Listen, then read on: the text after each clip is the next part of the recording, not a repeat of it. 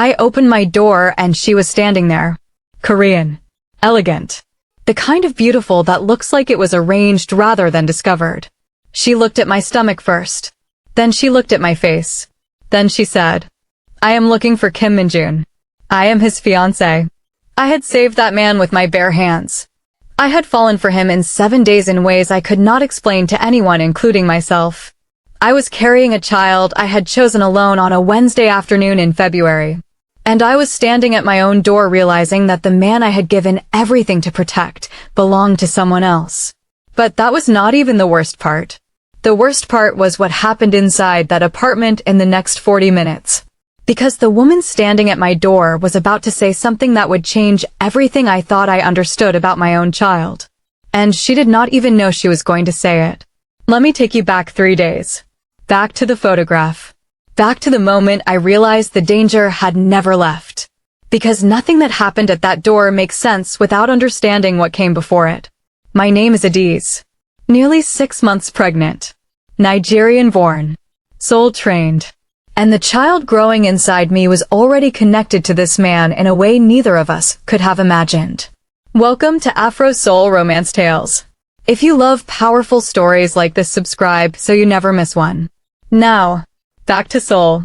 Back to the week everything fell apart. 3 days after Min-jun left, I told myself I was fine. I was not fine. I was a woman who had spent 7 days with a man who listened to everything she said without being asked. Who left tea on her counter without being told. Who sat beside her on a kitchen floor in the middle of the worst moment of her life, and did not speak, and did not leave, and did not need to do either, because his presence alone was enough. And then he was gone. And the apartment was just an apartment again. I went back to my shifts. Back to my routine. Same hospital.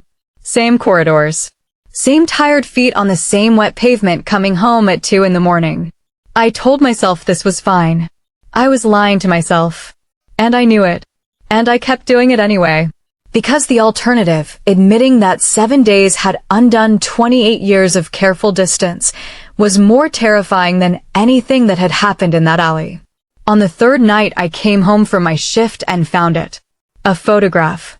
Slid under my door while I was at the hospital. No note. No name. No explanation. Just a photograph of me leaving the hospital on my last night shift. Taken from a distance. Someone had been standing somewhere in the dark watching me walk through the hospital gates. Watching me check my phone. Watching me pull my coat tighter against the Seoul cold and start the walk home alone the way I had been walking home alone for 2 years. I stood in my doorway holding it with both hands. And I felt something I had not felt since the night I found Min-jun in that alley. Fear. Not the manageable kind. Not the kind you breathe through and keep moving. The kind that starts in your chest and travels to your hands and stays there. I pressed one hand flat against my stomach. She was still. Completely still. Like she could feel what I was feeling and had decided to be quiet about it. I locked my door. I checked every window. And then I did what I had been telling myself I would not do. I picked up my phone. I dialed my father's number. It rang. And rang. And rang. The silence on that line after hearing his voice for the first time in 20 years just days ago was its own kind of terror. A different kind than the photograph. Quieter. Deeper. The kind that lives in the space where certainty used to be. I told myself he was sleeping. I told myself the time difference was confusing. I told myself there was a perfectly reasonable explanation for why the man I had just found after 20 years of searching was not answering his phone. I sat in my chair by the window until morning. I did not sleep. What I did not know sitting in that chair watching the street below was that the photograph had been sent before Min-jun even left Seoul. Jaewon had not found me through a phone. Min-jun's phone had been taken in the alley the night he was shot. There was nothing to monitor. No calls. No messages. No digital trail. But Jaewon was thorough in the way that only a man driven by both ambition and fear can be thorough. He had people watching Min-jun's known locations. His apartment. His office. Every place a man like Min-jun might go if he survived. And when none of those locations showed any activity, Jaewon had his people watch the area around the alley instead. Someone saw Min-jun being helped into a building that night. They noted the address. They waited. They watched. And 3 weeks later, when I walked out of that building at 2 in the morning in my dark navy nursing scrubs with my pregnant stomach and my tired feet on the wet pavement, they took a photograph and slid it under my door. I did not know any of this yet.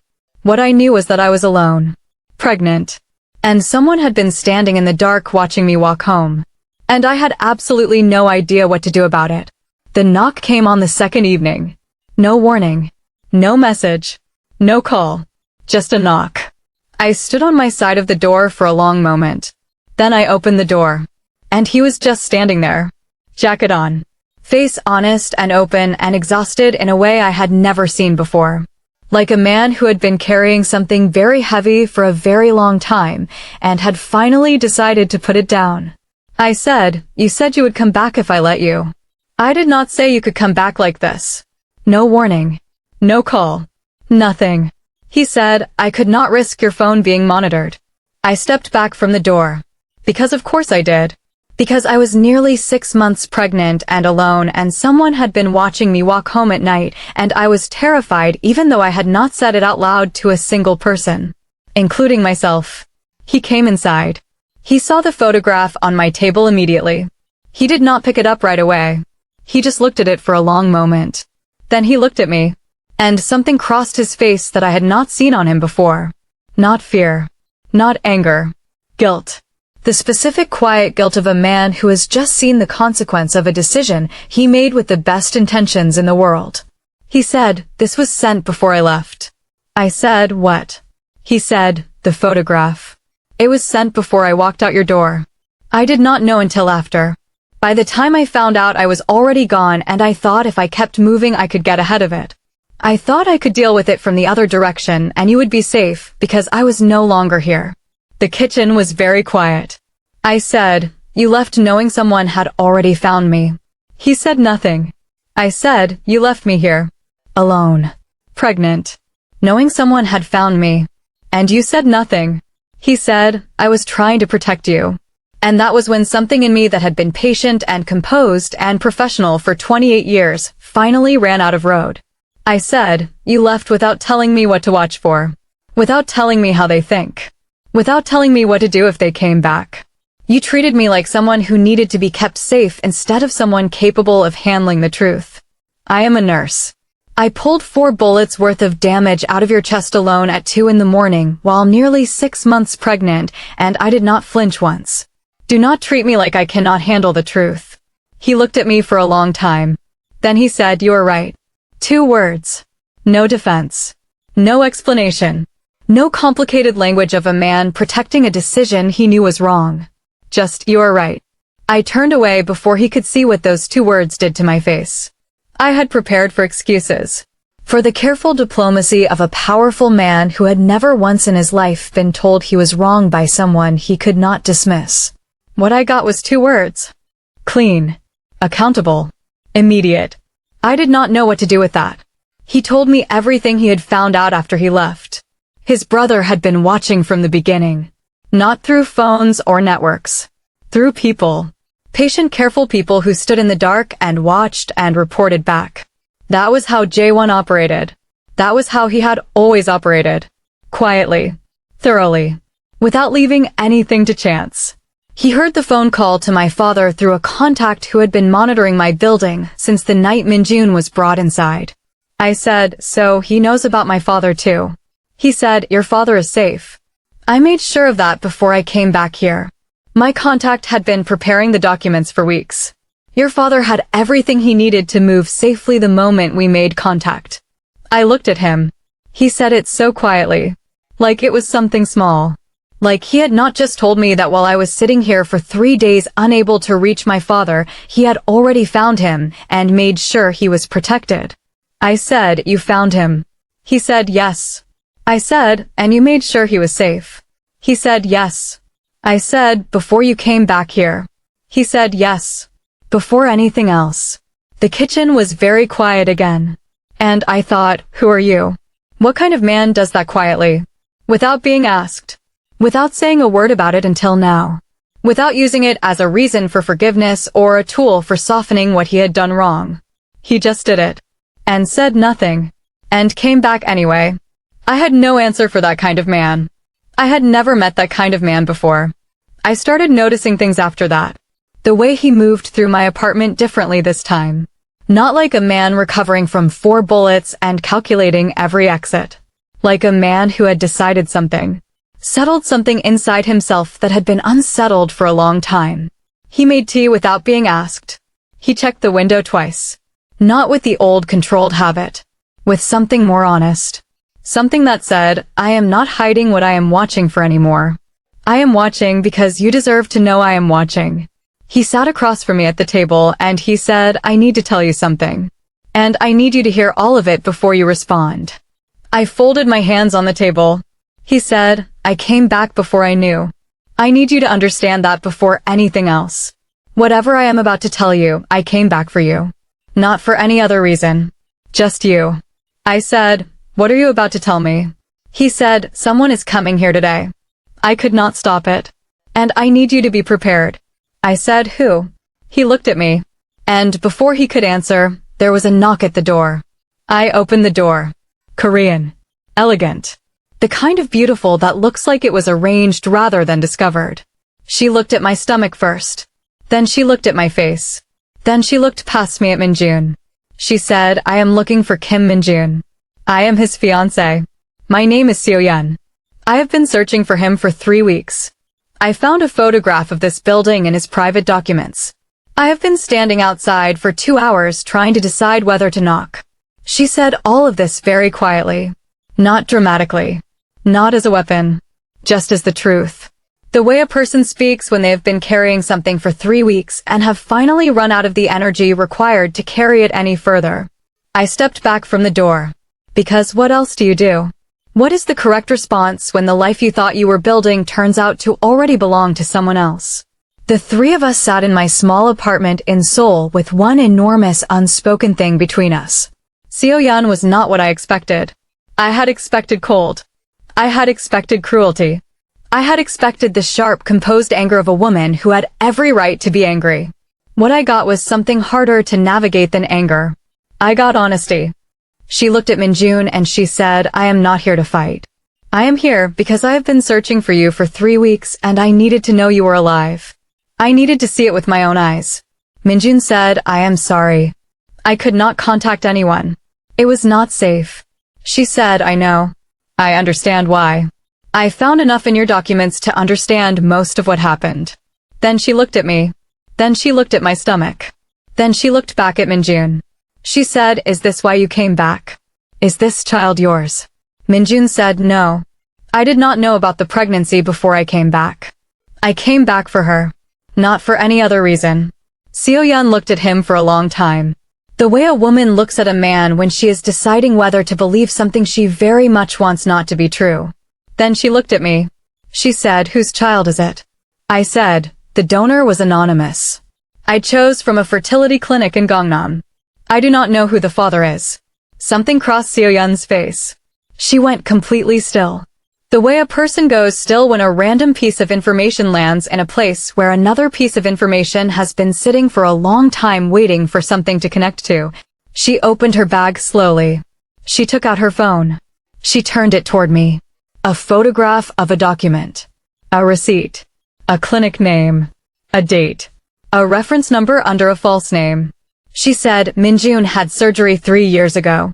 Before we met. His doctor recommended a precautionary donation. He donated at a clinic in Gangnam under a false name. I found this receipt in his private documents when I was searching for him after he disappeared. I looked at the receipt. The clinic name matched. I looked at the date. 3 years ago. I looked at the reference number. And the world went very quiet. Not the manageable quiet.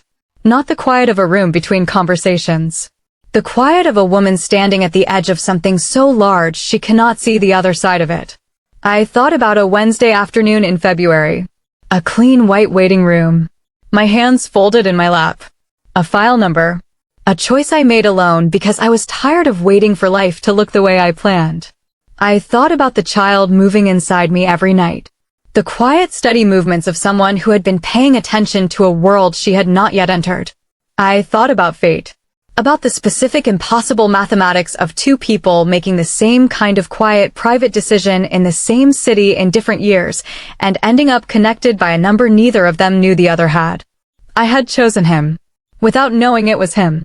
Before I ever walked down that alley. Before I ever heard breathing beneath the rain. Before any of it. My hands started to shake. Not the manageable kind of shaking. The kind that starts somewhere deeper than your hands.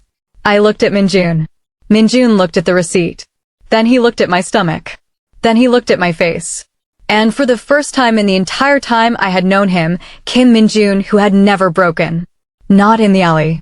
Not on the kitchen floor. Not when his brother tried to erase him. Not once in all of it. Broke. Quietly. Completely. Right there in the middle of my small apartment in Seoul. Not loudly. Not dramatically.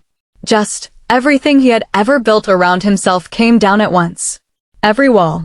Every controlled silence. Every carefully composed expression. Gone. In the space of one breath. Seo-yeon watched it happen. And I saw the moment she understood. Not because of the child. Because of the way he was looking at me. She had never seen him look at anything that way before. Not at the empire. Not at her. Not at anything in the world. And that specific moment of understanding was the thing that finally broke her composure too. Just for a moment. Just one. Her chin dropped slightly. Her eyes closed. One slow breath in. One slow breath out. The specific controlled grief of a woman who has just watched the last door close on something she had been hoping was still open. She loved him. That was real.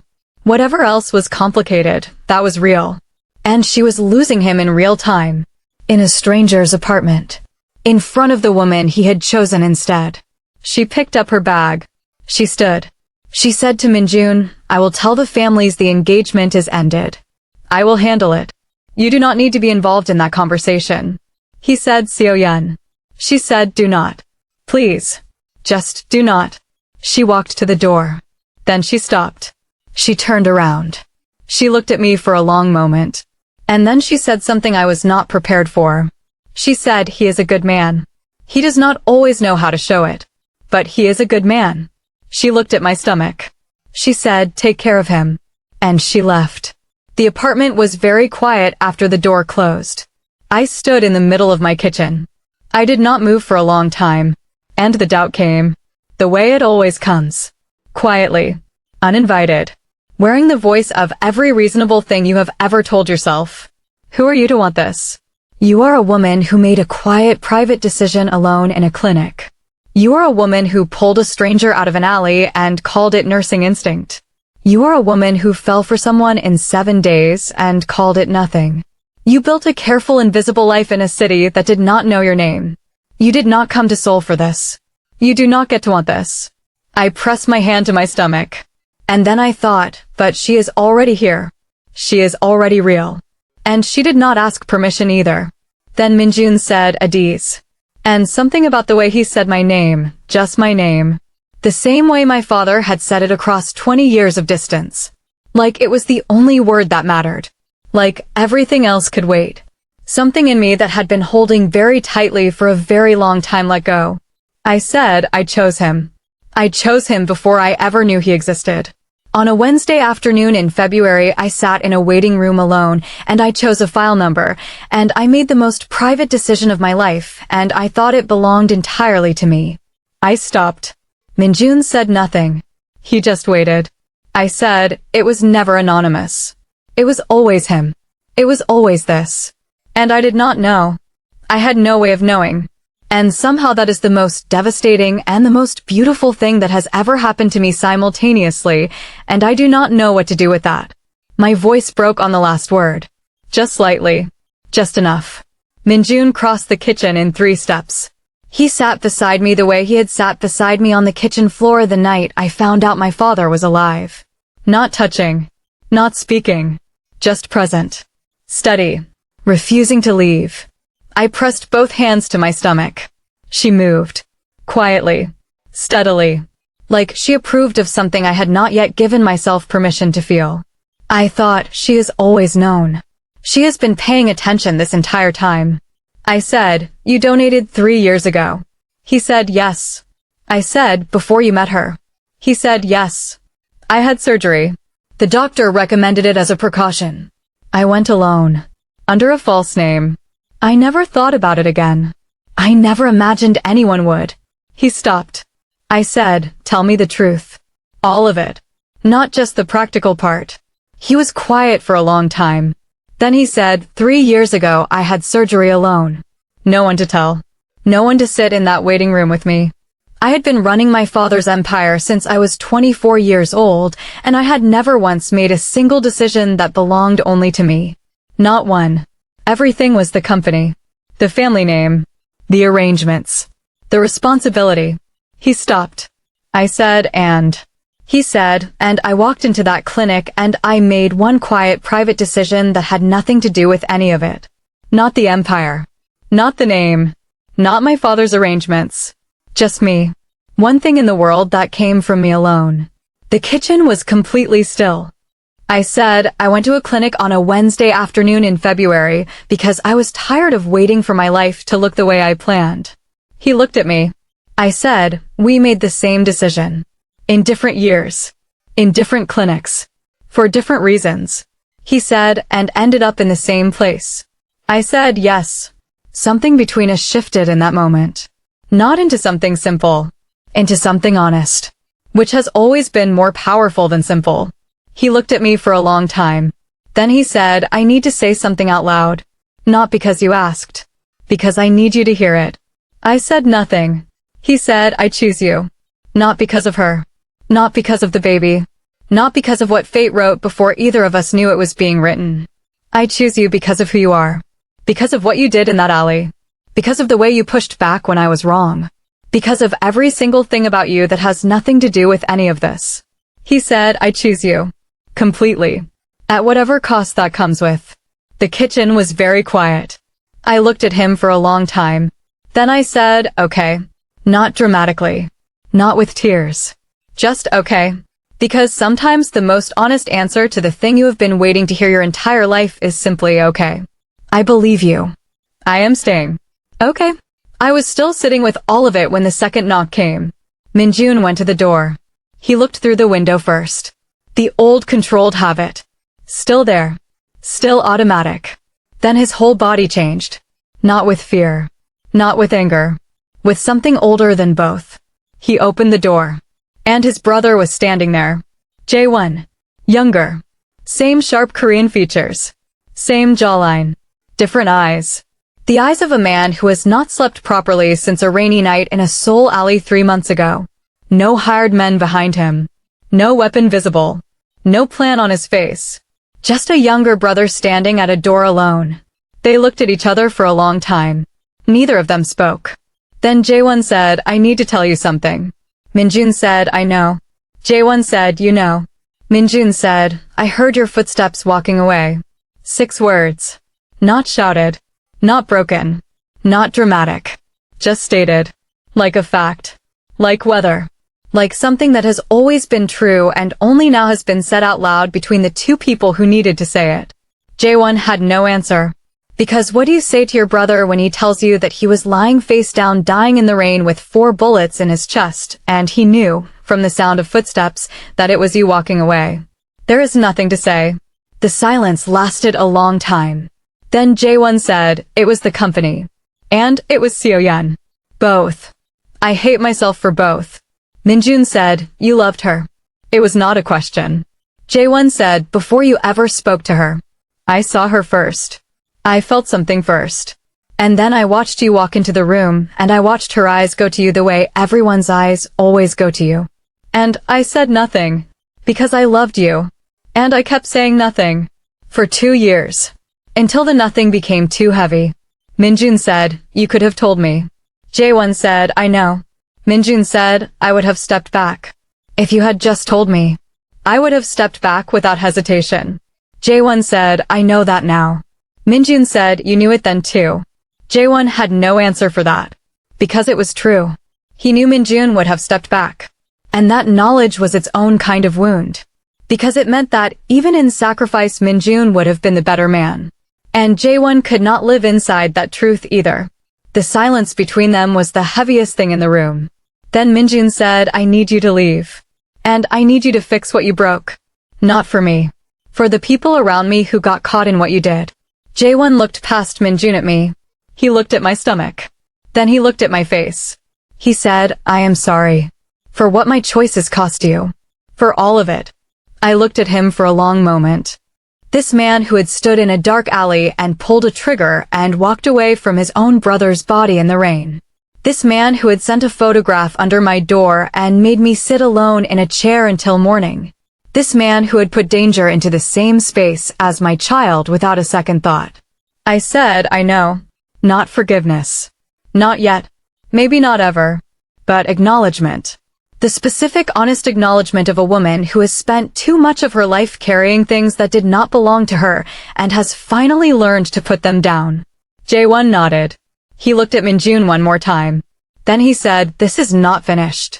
The families will have questions. The empire will need decisions. I am stepping down. But the consequences of what I did will not disappear when I walk out this door. Minjun said, I know. Jaewon said, are you ready for that? Minjun looked at me. Then he said yes. Jaewon left. The apartment was very quiet. Minjun stood at the closed door for a moment. Then he turned around. And he looked at me across the small kitchen of my third-floor apartment in Seoul with everything visible on his face. No walls. No composure. No empire. No arrangement. No obligation. Just a man. Tired. Carrying things that did not belong entirely to him. Looking at someone across a small kitchen and hoping against everything his life had taught him that hope was still something a person like him was allowed to have. I said, why did you really come back? He said, because I realized something after I left. I said, what? He said, I have spent my whole life making decisions for people to protect them. My father did it to me. I did it to everyone around me. I thought that was what strength looked like. Keeping people away from the truth. Deciding what they could and could not handle. I said, and now? He said, now I think strength looks like staying. Telling the truth. And trusting someone enough to let them stand beside you in the dark instead of pushing them away from it. I looked at him for a long time. Then I said, it took you long enough. He almost smiled. That almost smile. The one that started behind his eyes before it reached anywhere else. The one I had been cataloging since the first morning without meaning to. The one that looked like something he did not entirely trust yet. Like a window opening in a room that had been sealed for too long. I thought, there it is. There is the man underneath all of it. Where in the world are you watching from right now? Tell me in the comments. Every single comment helps this channel find someone new who needs this story tonight. Help me find them. 4 days later there was another knock at my door. I was not afraid this time. I do not know how I knew. I just knew. I opened it. An older Nigerian man. Military posture even after 20 years of hiding. A warm smile I had only ever seen in one faded photograph taken the day before everything changed. I had spent 20 years wondering what I would feel if I ever saw him again. I did not have to wonder anymore. My father. He had gotten on a plane the moment Minjun's contact reached him. He had flown through the night. He had taken a taxi from the airport without stopping once. He was standing at my door in Seoul with a small bag in his hand and 20 years on his face, and his eyes full of something I recognized, because I had been carrying the same thing my entire life. The specific grief of a parent separated from their child by forces neither of them chose. I could not speak. I could not move. Then something in me gave way completely. Not quietly. Not composedly. Not the way I had been holding everything together for 28 years of crossing oceans and working night shifts and making brave private decisions alone. I cried. Properly. Completely. The way a 9-year-old girl cried once at a window watching a road in the rain and had not fully cried since. 20 years of it coming out all at once in a Seoul doorway at 4 in the afternoon with my father standing in front of me and my baby moving and Minjun somewhere behind me and the life I had built from nothing finally making complete sense. My father stepped forward. And he held me. Just held me. The way a father holds a daughter he thought he had lost. The way a man holds something he has been reaching for across 20 years of distance and silence and unanswered roads. The baby moved. Quietly. steadily. Like she already knew who this was. Like she had been waiting to meet him too. I pressed both hands flat against my stomach. And for the first time I spoke to her. Out loud. Just the two of us. In the middle of everything. I said, whatever happens in this life. Whatever it looks like. Whatever it costs. You were always wanted. You were always chosen. Even before I knew who he was. Even before I walked down that alley. Even before any of it. You were always the decision I would have made. She moved again. Like she heard me. Like she had always been listening. I thought, this is what I came to Seoul for. Not the job. Not the quiet, invisible life. Not even Minjun. I came for this man. For this moment. For the corner he finally came around 20 years after the one I watched from a window in the rain. He came around a different corner. In a different city. At exactly the right time. My father met Minjun that evening. I watched it happen from across the room. The son of the man who had ordered my father's disappearance. Standing in front of the man who had lived 20 years with a new name because of what that family did. My father looked at Minjun for a long time. The way a man looks at something he has been deciding about for longer than the other person knows. Then he said, I do not hold you responsible for what your father did. I hold you responsible for what you do now. Minjun said, yes, sir. My father nodded. That was all. That was enough. Some things do not need more words than that. Some things are said completely in the space between two sentences. In the specific silence of a man extending grace he did not have to extend. To a younger man who knew he did not deserve it yet and was going to spend the rest of his life trying to. That night I stood at my window. Seoul doing what Seoul always does. Moving. Breathing. Keeping its 10,000 secrets and occasionally giving one back to the person who needed it most. Minjun stood beside me. Not touching. Just present. The way he had always been present from the very first morning. Steady. Choosing to stay.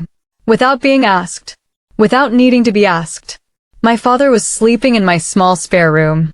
His quiet, steady breathing already making the apartment feel different. Fuller.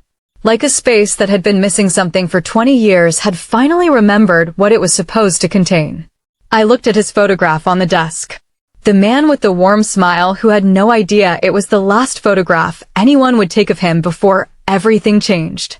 And for the second time in my life, I smiled back at him. Not with grief underneath it. Not with the particular ache of something missing. Just a smile. Clean and complete and entirely new. The baby moved. Both hands pressing gently against the inside of my stomach like a quiet, persistent reminder that she was here. That she had been here through all of it. Every soup. Every notebook conversation. Every 4 in the morning. Every kitchen floor. Every window check. Every almost smile. She had been paying attention to a world she had not yet entered. And she was ready. I pressed both hands flat against my stomach. I thought about a 9-year-old girl sitting at a window watching a road in the rain. Waiting for someone to come around a corner who did not come. I thought about a Wednesday afternoon in February in a clean white waiting room with my hands folded in my lap, making the most private decision of my life. I thought about a dark alley and a man face up in the water and hands that moved before my mind could stop them. I thought about a tattoo on a forearm that made me put my phone back in my pocket. 3 characters I recognized without knowing why. My body knowing something my mind had not caught up to yet. Knowing before I did that this man was connected to my story in ways I could not yet see. I thought about soup and notebooks and curtains moved half an inch and 4 words that moved through my chest like warm water on a cold morning. I have been listening. I thought about a piece of paper and handwriting I would have recognized anywhere in the world. I thought about a voice saying my name like it was the only word he had been saving for 20 years. I thought about a woman at a door in expensive shoes who came to take something back and ended up setting it free instead.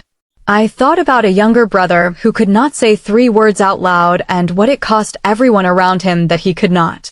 I thought about a man standing beside me at a window in Seoul who had finally learned that strength looks like staying. I had crossed an ocean for my father. I had saved a stranger in the rain. I had made a decision alone in a clinic on a Wednesday afternoon in February. And somehow, impossibly, all 3 of those things had led me to the same place. Standing in my small apartment in Seoul. Nearly 6 months pregnant. My father's breathing quiet in the next room. A man beside me who had no right to be there and every reason to stay. I had spent 28 years waiting for my life to look the way I planned. It did not look anything like I planned. It looked better. That is the end of Adiz and Minjun's story on Afro Seoul Romance Tales. If this story moved you, drop a comment right now and tell me what moment hit you hardest. The moment at the door. The receipt. The 6 words. The father. Tell me which one destroyed you. Share this with one person who needs a story tonight. One person. That is all I am asking. Don't forget to subscribe because the next story is already coming. And if this one broke something open in you, the next one will too. Afro Seoul Romance Tales. Where every love story begins at the edge of impossible. Black Heart, South Korea.